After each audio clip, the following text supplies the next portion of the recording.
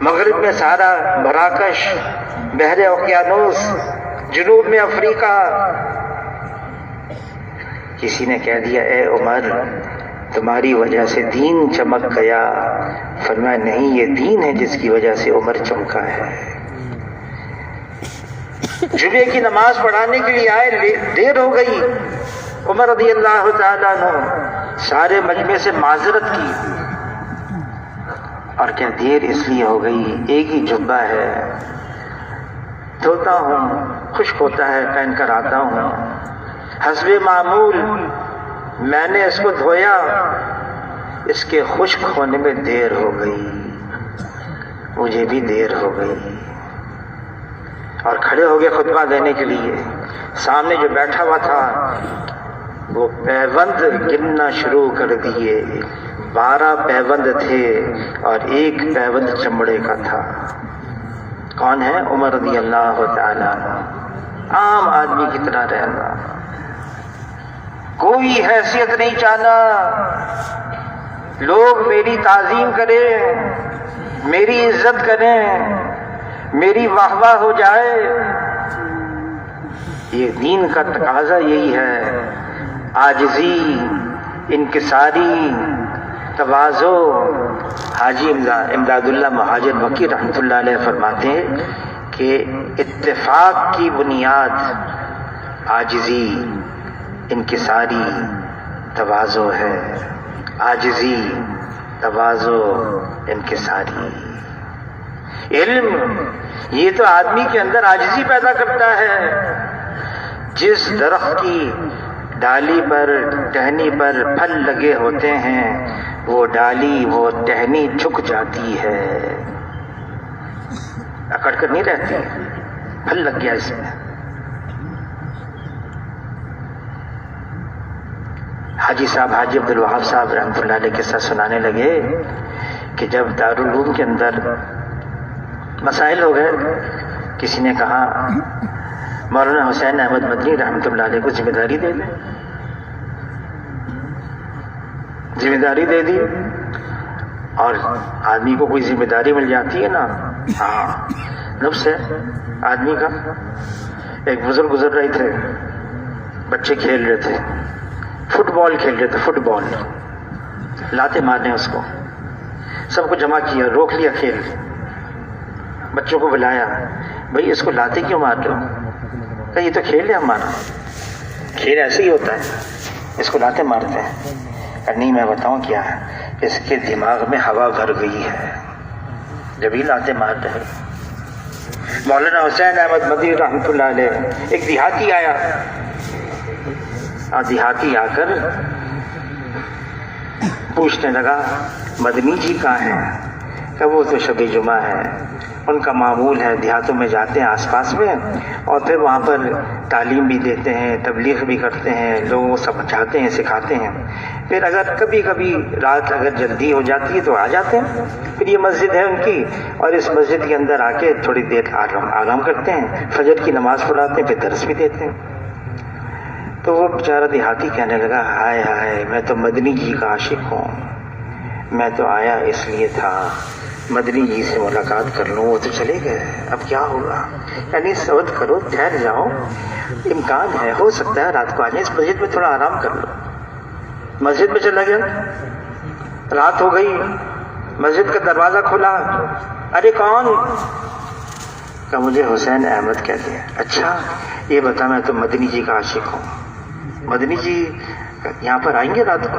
ہاں ہاں، کیوں نہیں آئیں گے، رات کو یہاں آئیں گے، فجر کی نماز پڑھائیں گے اور درس بھی دیں گے۔ تو بڑا اچھا آدمی ہے، دیہاتی آدمی تھا۔ ایک کام تو کر، مجھے کہیں سے حقہ لے کر آ جا۔ اب حقہ لے کر آ گیا، اب حقہ، ارے تو بہت سیدھا سادہ آدمی، اس میں تو انگاری بھی ہوتے ہیں، تمباکو بھی ہوتا ہے، پانی بھی ہوتا ہے، سب چیز لے کر آ۔ اب بیچارے گئے، سب کچھ تیار کر کے لے کر آئے۔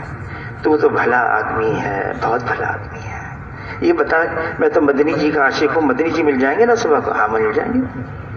اب وہ جو رات کو سویا، صبح کو دیکھا، فجر کی نماز بھی پڑھا دی، وہ جس نے حقہ لے کر آیا ہے درس پر بھی بیٹھ گئے۔ وہ شور مچا، ارے تو نے تو کہا تھا میرا نام حسین احمد ہے، لوگوں نے چپ کرایا، یہی مدنی جی ہیں، یہی مدنی جی ہیں۔ سادگی، عاجزی، انکساری، کوئی بڑائی نہیں، بڑائی صرف اللہ کا حق ہے، بڑائی اللہ کی صفت ہے، بڑائی اللہ کی چادر ہے، اللہ اکبر،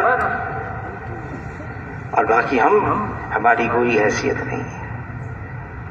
تو سب سے بڑا حق یہ ہے مخلوق کا آدمی عاجزی اور انکساری کے ساتھ ان کے سامنے رہے۔ حضور صلی اللہ علیہ وسلم نے صحابہ کرام کی ایسی تربیت فرمائی تھی، ہر ایک چھوٹا بن کر چل رہا تھا، بلکہ اپنے اوپر بدگمانی تھی صحابہ کرام کو۔ ایک تابعی ہیں ابی ابو ملیکہ، فرماتے میں 30 بڑے بڑے صحابہ سے ملا ہوں، 30 بڑے بڑے صحابہ سے، اور ہر ایک کو اپنے اوپر نفاق کا گمان گزرا کہ ہم کہیں منافق تو نہیں ہو گئے۔ 30 بڑے بڑے صحابہ، دوسروں کے بارے میں اچھا گمان، یہ گمان بھی عجیب چیز ہے۔ فرمایا اگر اچھا گمان رکھا نا اوروں کے بارے میں، حشر کے میدان میں کوئی پوچھ گچھ نہیں ہوگی۔ اگر بدگمانی کر لی کسی کے بارے میں، حشر کے میدان میں پوچھا جائے گا، بلکہ یوں پوچھا جائے گا جو تم نے اس کے بارے میں گمان باندھا کہ یہ ایسا ہے، یہ ایسا ہے، گواہ لے کر آؤ، ثبوت لے کر آؤ، اور جب تک ثبوت نہیں لے کر آتے جنت میں داخلہ بند ہے۔ اچھا گمان رکھنا، حضور صلی اللہ علیہ وسلم فرماتے ہیں اس کا مفہوم ہے ایک مسلمان دوسرے مسلمان کا آئینہ ہے۔ مجھے تو دوسرے میں نظر آ رہا ہے نا، یہ تو میرا عکس نظر آ رہا ہے، عکس۔ کسی نے کہا عمر بھر یہ بھول کرتا رہا، دھول چہرے پہ تھی، صاف آئینہ کرتا رہا، یہ تو میرا عکس نظر آ رہا تھا۔ دوسروں کی خوبیاں، مولانا الیاس صاحب رحمۃ اللہ علیہ کے ملفوظات میں ہے، یہ تبلیغ کا کام ہے، اس لیے یہ خوبیوں کا لین دین ہے۔ دوسروں کی خوبیاں دیکھو، خامیاں مت دیکھو، کمی مت دیکھو، بلکہ منع کیا عیب جوئی سے تلاش مت کرو، اگر پتہ بھی چل جائے تو چھپاؤ، ظاہر مت کرو، اعلان مت کرو، تشہیر مت کرو، پردہ پوشی کرو۔ اگر پردہ دھری کر دی، وعید آ گئی، عیب اچھال دیا کسی کا، ظاہر کر دیا، تو حدیث پاک کا مفہوم ہے پھر اللہ بھی تمہاری پردہ دری کر دیں گے، تمہارے عیب کو کھول دیں گے، یہاں تک کہ گھر بیٹھے رسوا کر دیں گے، بند کمرے میں، کھڑکیاں دروازے سب بند، اس بند کمرے میں بھی اللہ رسوا کر دیں گے۔ اللہ ہم سب کی حفاظت فرمائے۔ اس لیے فرمایا خوبیاں دیکھو، خیر خامیاں تو ہم سب میں ہیں، کلو بنی آدم خطاؤن، ساری خطاوار ہیں، بے عیب ذات صرف ایک اللہ کی ہے، اللہ میں کوئی کمی نہیں، کوئی کجی نہیں، کوئی خامی نہیں، اللہ تعالیٰ یکتر ہر کمی سے خامی سے پاک اور صاف ہے، سبحان اللہ۔ پھر اللہ نے فرشتوں کو ایسا بنایا ہے، ان کے اندر معصیت کا جذبہ ہی نہیں رکھا۔ انبیاء علیہ الصلوۃ والسلام معصوم عن الخطا ہیں، جو کرے نیکی ہی نیکی ہے، اور صحابہ کرام سے اللہ راضی ہو گئے، محفوظ ہو گیا۔ باقی کون بچا؟ میں اور آپ بچے ہیں۔ خامیاں بہت ہیں ہمارے اندر، اگر خامی دیکھنی تو اپنے آپ کو دیکھو، خوبیاں دیکھنی تو دوسروں کو دیکھو، اور پھر اگر کسی کی خامی نظر بھی آ گئی، یہ ہمارا بھائی ہے، اس کے اندر یہ برائی ہے، یہ برائی سے صاف ہو جائے، اصلاح کرنا ضروری ہے، لیکن اعتراض کرنا یہ منع کیا ہے. جب آدمی اصلاح کی فکر میں رہتا ہے، ہمدردی، خیر خواہی، محبت، الفت، بھائی سے پیار ہے، میرا بھائی اس خامی سے نکل جائے، برائی سے نکل جائے، اور اعتراض نیچے دکھانا ہے، اس کو، اس کی برائی کو اچھالنا ہے، نفرت، عداوت، دشمنی، یہ جذبات ہوتے ہیں اعتراض میں. اور ایک ہمارے بزرگ فرمانے لگے، اصلاح اور اعتراض ان دونوں کی سرحدیں قریب قریب ہیں. شیطان دھوکہ دیتا ہے.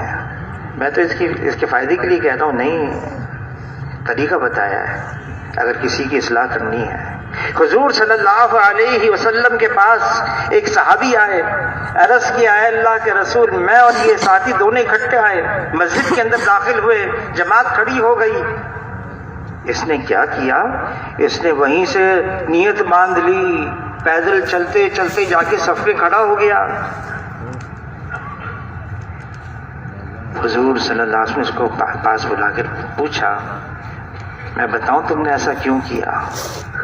تم نے اس لیے ایسا کیا، تم چاہتے تھے میں جلدی سے جماعت میں شریک ہو جاؤں، لیکن آئندہ ایسا مت کرنا. وہ تو جماعت صف میں کھڑے ہو کر ہی نیت باندھنا.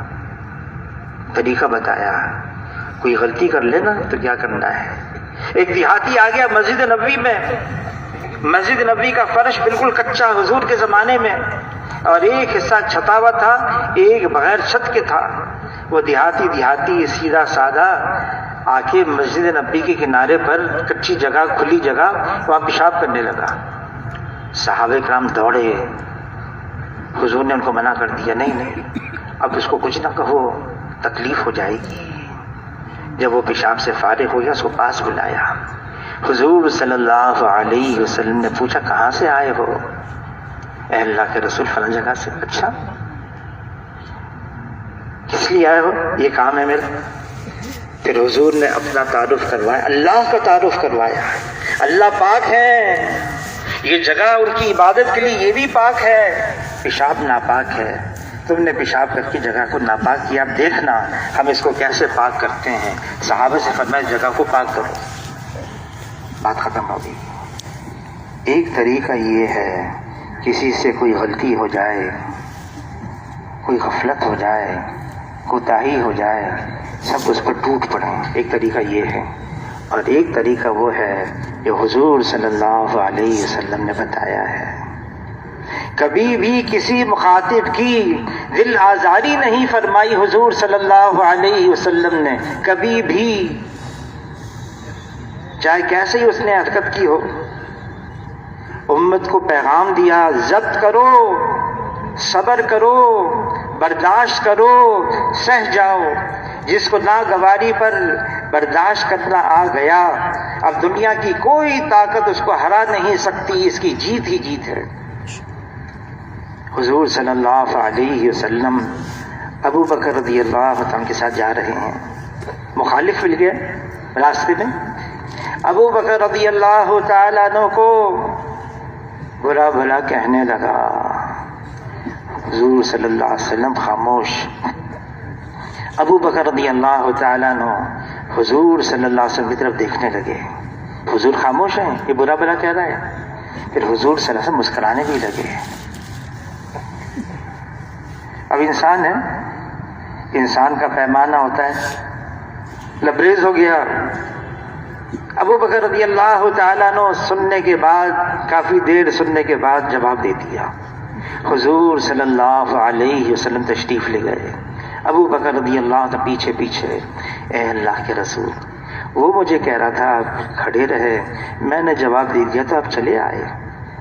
تو فرمایا، جس کا مفہوم ہے ابو بکر، جب وہ تمہیں برا بلا کہہ رہا تھا، اللہ نے ایک فرشتے کو بھیجا، اس کو جواب دے رہا تھا، میں اس فرشتے کا جواب سن رہا تھا.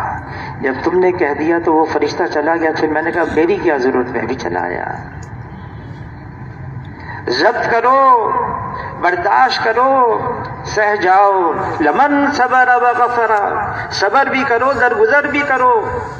اور اللہ فرماتے ہیں یہ بڑی ہمت کی باتیں ہیں، دل گردہ چاہیے اس کے لیے، ظرف بڑا ہو۔ اور کسی نے کہا جو اعلیٰ ظرف کے ہوتے ہیں ہمیشہ جھک کے ملتے ہیں کہ سرائی صد نگو ہو کر بھرا کرتی ہے پیمانہ۔ جھک جاؤ اپنے مسلمان بھائی کے سامنے۔ عمر رضی اللہ تعالیٰ خطبہ دے رہے تھے اور فرمانے لگے یہ عزت ہے اپنے مسلمان بھائی کے آگے جھکنا، یہ عزت ہے۔ اللہ تعالیٰ نے عباد الرحمن کی نشانیاں بتائی ہیں کلام پاک میں، اور سب سے پہلے نشانی یہ بتائی ہے وہ زمین پر چلتے ہیں تو عاجزی کے ساتھ چلتے ہیں۔ اللہ والے عباد الرحمن، اللہ والے زمین پر چلتے ہیں تو عاجزی کے ساتھ چلتے ہیں۔ حضرت سہل رضی اللہ تعالیٰ عنہ فرماتے ہیں ہم حضور صلی اللہ علیہ وسلم کے ارد گرد جمع تھے، ایک آدمی گزرا سامنے سے اکڑتا ہوا جا رہا ہے۔ حضور نے پوچھا یہ کون ہے؟ عرض کیا ہے اللہ کے رسول یہ معاشرے میں اس کی حیثیت ہے، صاحب حیثیت ہے، اگر کسی سے بات کرے ہر ایک اس کی طرف متوجہ ہو جائیں، کسی کی یہاں سفارش بھیجے ہر ایک اس کی سفارش کو قبول کریں، کسی کی یہاں منگنی کا پیغام بھیجے ہر ایک اس کے پیغام کو پسند کریں۔ حضور صلی اللہ علیہ وسلم خاموش۔ تھوڑی دیر میں ایک اور ایک آدمی سامنے سے گزرا، عاجزی، انکساری، تواضع، چال سے بھی یہ بات پتہ چل جاتی ہے، عاجزی کے ساتھ جا رہا ہے۔ حضور صلی اللہ علیہ وسلم نے پوچھا یہ کون ہے؟ عرض کیا ہے اللہ کے رسول یہ تو فقراء مسلمین میں سے ہے، فقیر مسلمان ہے، کوئی حیثیت نہیں، کسی سے بات کرے تو کوئی اس کی طرف دیکھنا بھی گوارا نہ کرے۔ فرمائے جس کا مفہوم ہے اگر یہ ساری کی ساری دنیا اس پہلے جیسے انسان سے بھر جائے پھر بھی اللہ کی نگاہ میں اس دوسرے انسان کی زیادہ قدر و قیمت ہے۔ انسان کی قیمت ایمان سے، اعمال سے، تقوی سے، مال سے، عہدے سے، نقشے سے، چیزوں سے کوئی حیثیت نہیں اللہ کے یہاں ان کی۔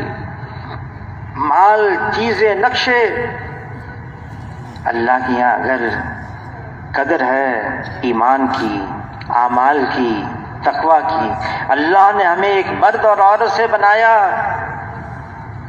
پھر تقسیم کیا قبائل کے اندر، تفاخر کے لیے نہیں، تعارف کے لیے، تاکہ ہم ایک دوسرے کو پہچانیں، ورنہ اللہ کے یہاں مکرم اور محترم تو وہ ہے جو تقوی میں زیادہ ہو۔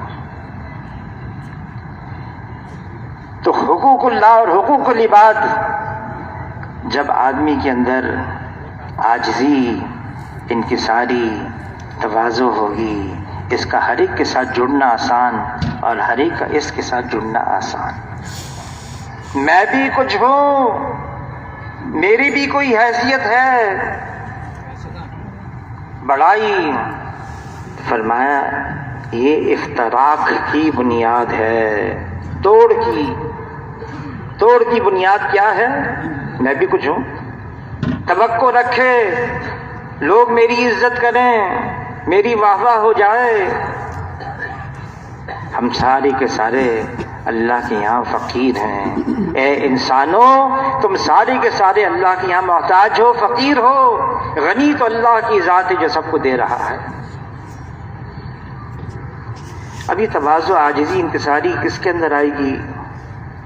جتنی اللہ کی معرفت کھلتی رہے گی، معرفت اللہ کی۔ حاجی صاحب 61 کے اندر نظام الدین کے اندر تعلیم کروا رہے تھے، میواتی تھے، دیہاتی سیدھے سادے لوگ۔ فضائل ذکر میں سے جو اللہ کا ذکر کرتا ہے اللہ اس کو اپنی معرفت عطا فرماتے ہیں۔ پھر حاجی صاحب سوچنے لگ گئے، فرمایا کہ میں سوچ میں پڑ گیا، سیدھے سادے لوگ ہیں، پتہ نہیں انہوں نے سمجھا کہ نہیں معرفت کس کو کہتے ہیں۔ تو میں نے پوچھ لیا جانو معرفت کسے کہیں؟ ایک میاں جی نے کھڑے ہو کر پوچھا کیا تو نہ جانے کسے کہیں؟ تو حاجی صاحب نے کہا اچھا بتاؤ کس کو کہتے ہیں؟ کہ وہ جو ہمارے گاؤں میں ہے نا تھانے دار، اتنا تعلق ہو جائے اس سے، کوئی مصیبت، کوئی مشکل، کوئی پریشانی اس کے سامنے رکھو حل کر دے۔ حاجی صاحب فرمان گے ہاں تم سمجھ گئے معرفت کس کو کہتے ہیں۔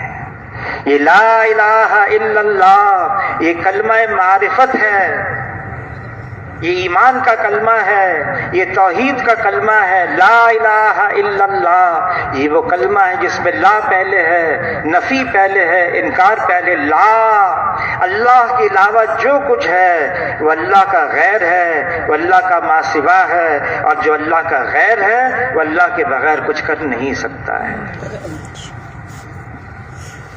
لا الہ الا اللہ جب حقیقت دل میں اتر جاتی ہے، پھر یہ مال کی طرف نہیں جاتا، مال والوں کی طرف نہیں جاتا۔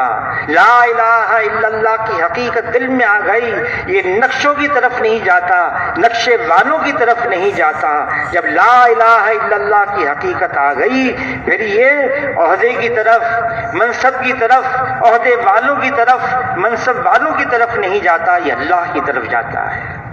مال سے زندگی نہیں بنتی، زندگی اس کی بنتی ہے جس کی اللہ بناتے ہیں۔ نقشے چیزوں سے کام نہیں بنتا، کام اس کا بنتا ہے جس کی اللہ بناتے ہیں۔ منصب، عہدے، ڈگری سے عزت نہیں ملتی، عزت اس کو ملتی جس کو اللہ دیتے ہیں۔ فَفِرُّوا إِلَى اللَّهِ، دوڑو بھاگو اللہ کی طرف جس کے قبضے قدرت میں سب کچھ ہے، جو سب کچھ کر رہا ہے۔ اللہ کی طرف دوڑو، اور وہ بڑا قدردان ہے، بہت قدردان ہے، جو صرف اللہ کا نام لیتا ہے، کبھی محروم نہیں رہتا۔ مجمع میں اللہ کا نام لیتا ہے، اللہ فرشتوں کے مجمع میں اس کا نام لیتے ہیں۔ کوئی چپ کے دل میں اللہ کا نام لیتا ہے، پھر اللہ بھی چپ کے اس کا نام لیتے ہیں۔ جو اللہ کا ہے پھر اللہ اس کے ہے۔ اللہ نے انسان کے اندر ایک دل رکھا ہے، یہ دل بھی عجیب بنایا ہے۔ فرمائے جسم کے اندر، انسانی جسم کے اندر گوشت کا لوتھڑا ہے، یہ صحیح ہو گیا، سارا بدن صحیح ہے، یہ بگڑ گیا، سارا بدن بگڑا ہوا ہے۔ یہ گوشت کا لوتھڑا انسان کا دل ہے، اور دل کا بننا یہ ہے کہ اس دل میں صرف اللہ ہو اور اللہ کے علاوہ کچھ اور نہ ہو۔ یہ دل اللہ کی تجلی گاہ ہے، یہ دل، یہ زمین اللہ کو نہیں سما سکتی، یہ آسمان اللہ کو نہیں سما سکتا، ایمان والے کا دل ہے یہ اللہ کو سما سکتا ہے۔ لیکن دل میں اگر فاسد مادہ ہے، ناپاکی ہے، دنیا کی محبت ہے، اللہ تو ہر چیز سے پاک ہے، ہر عیب سے، ہر کمی سے، ہر کجی سے پاک اور صاف ہے۔ دل ناپاک ہے، اس دل میں اللہ نہیں آئیں گے۔ پہلے دل کو پاک کرنا ہوگا، دل کو پاک کرنا ہوگا۔ یہ تبلیغ کا کام ہے، اسی لیے اللہ کا یقین دل میں آ جائے، راسخ ہو جائے، اللہ کا ایسا قرب اور تعلق نصیب ہو جائے کہ اللہ کے غیر اور ما سوا سے بالکل فارغ ہو جائیں۔ یہ یقینوں کی تبدیلی کا کام ہے، تبلیغ کا کام، اور اس کے لیے محنت، کوشش، مجاہدہ۔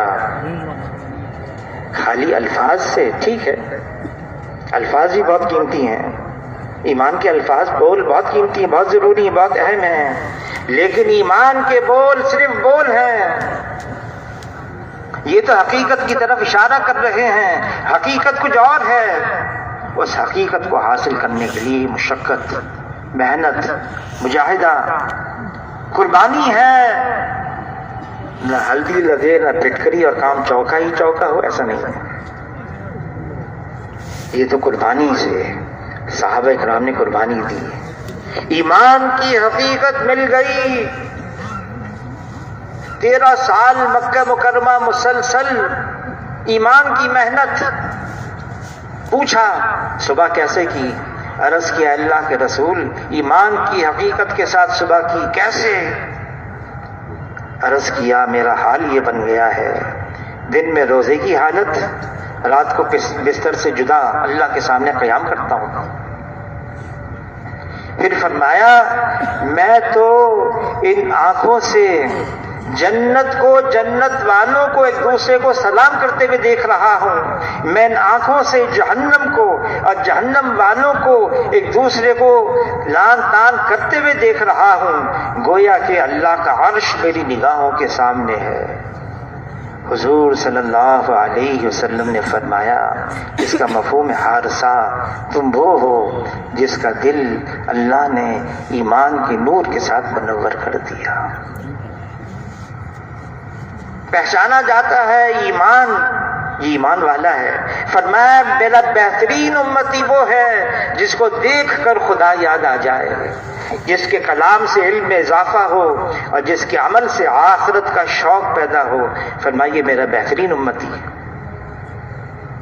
ایمان چھلکتا ہے، ظاہر ہوتا ہے، پتہ چلتا ہے، لیکن خالی الفاظ، خالی بول، باطل تو ہو اپنی حقیقت کے ساتھ، اور ہمارے پاس صرف الفاظ ہی الفاظ ہوں، نہیں، اس کے لیے تو حقیقت حاصل کرنی پڑے گی، محنت، مشقت، مجاہدہ۔ جیسے صحابہ کرام نے محنت فرمائی، نکل گئے اللہ کے راستے میں، محنت کی، جان اور مال اور اوقات کی قربانی دی، کہاں کہاں گئے آج ہم سوچ بھی نہیں سکتے۔ مولانا احسان صاحب کی جماعت گئی چین 84 کے اندر، اور فرمانے لگے کہ وہاں کینٹون کے اندر مسجد ہمیں نظر ملی، اور اس وقت 84 میں 5000 مسلمان خاندانوں آباد تھے وہاں پر اس مسجد کے اطراف میں۔ کیسے؟ کہا ایک صحابی کی یہاں قبر ہے، پہنچ گئے، صحابی کی قبر بھی وہی ہے، اور کہا میں واپس آیا۔ مولانا احسان صاحب فرمانے لگے تحقیق کی، یہ کون سے صحابی ہیں؟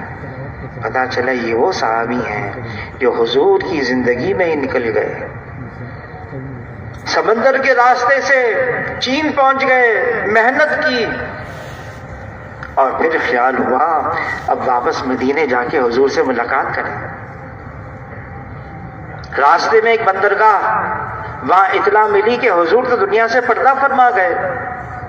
خیال آیا کہ اب واپس جا کے کیا کرنا ہے، لوٹے چین کے اندر، پھر گئے، پھر محنت کی، اور وہیں ان کی قبر بنی۔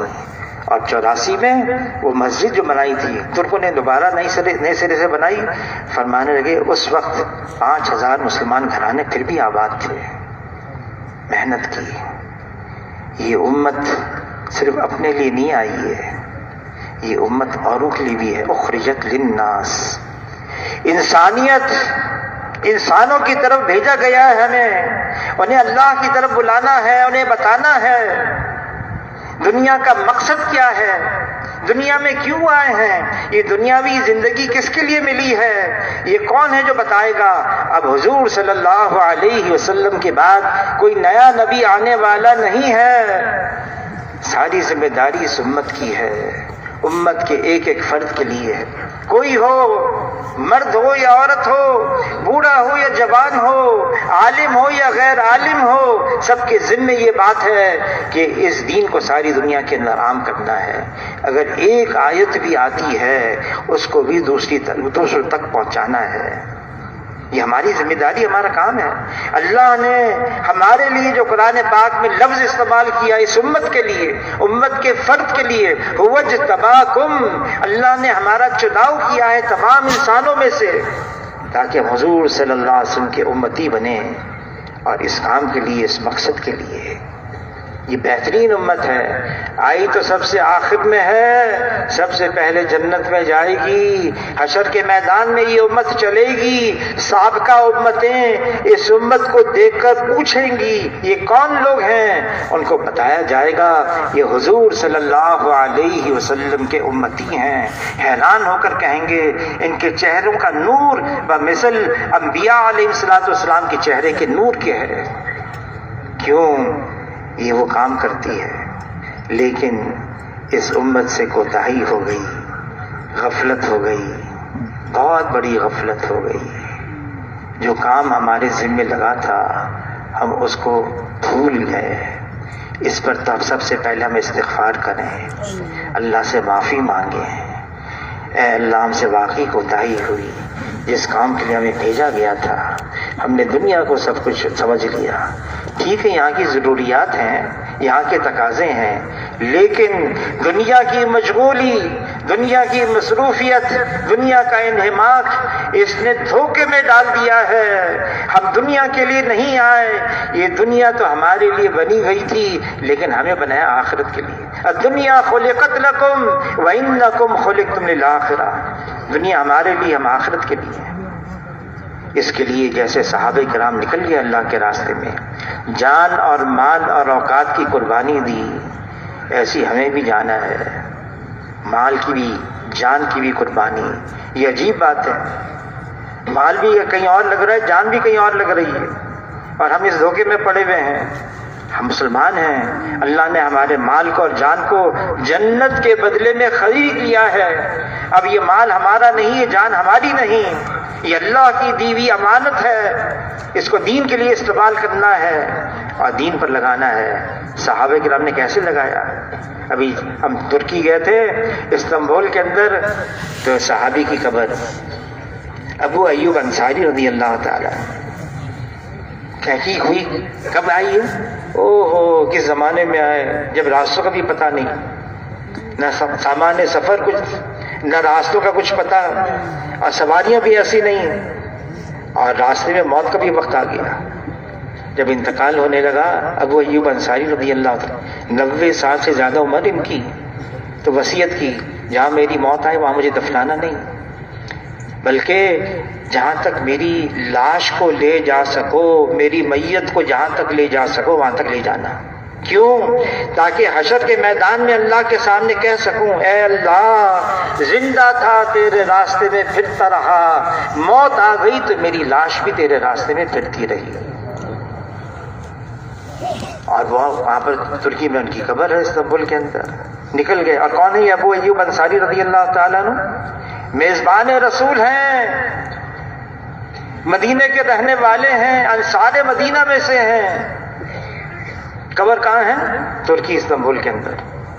بلال رضی اللہ تعالیٰ عنہ مسجد نبوی کے مؤذن ہیں، سفر حضر کے ساتھی ہیں۔ قبر کہاں ہے؟ دمشق کے اندر ہے۔ نکل گئے، پھیل گئے، اور ایسی امت کی گاڑی کو دھکا لگایا کہ اب تک کی گاڑی چل رہی ہے۔ یہ صحابہ اکرام کی محنت کا نتیجہ ہے۔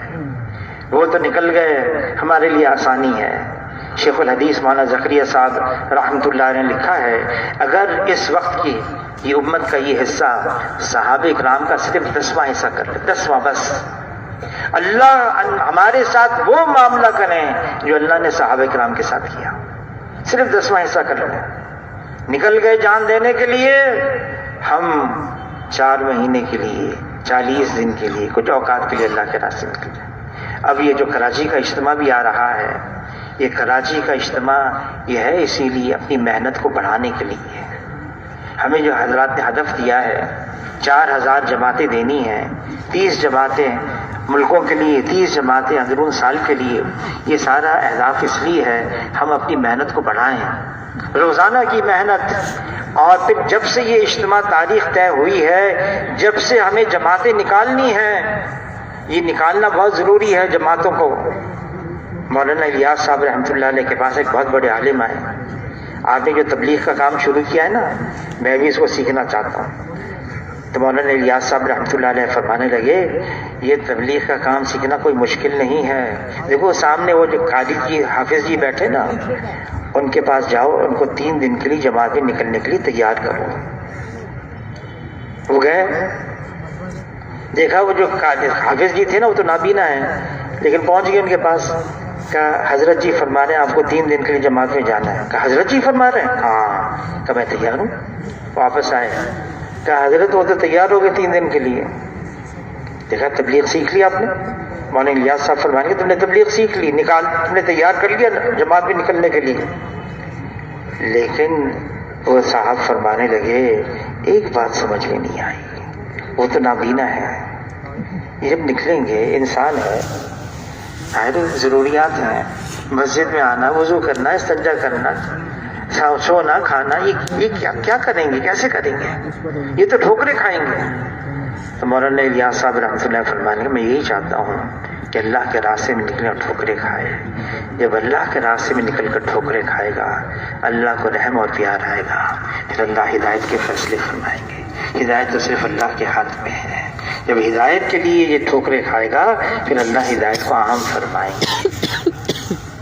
ये काम ऐसा है, मुशक्कत, मुजाहिदा, मेहनत, कुर्बानी, हालात साजगार हो या ना हो, इनफिरू खिफाफम व सिकाला, निकलो अल्लाह के रास्ते में, खा हल्के हो या बोझल हो।